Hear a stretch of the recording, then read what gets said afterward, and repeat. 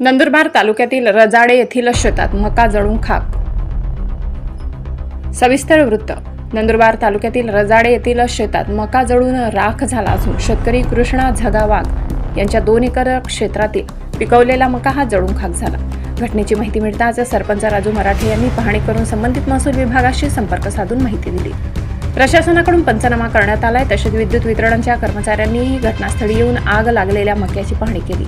शेतकरी कृष्णा वाघ यांचे मोठे नुकसान झाले असून त्यांचा 40 क्विंटल मका जळून नुकसान झालाय। नेमकी आग कशामुळे लागली हे अद्याप कळू शकले नाही। मात्र मका ज्या जागेवर साठवून ठेवला होता त्या नजीकच विस्तारा असल्याने विद्युत तारांच्या घसरण झाल्याने ठिणगी पडून आग लागली असावी असा वर्तवला अंदाज जात आहे।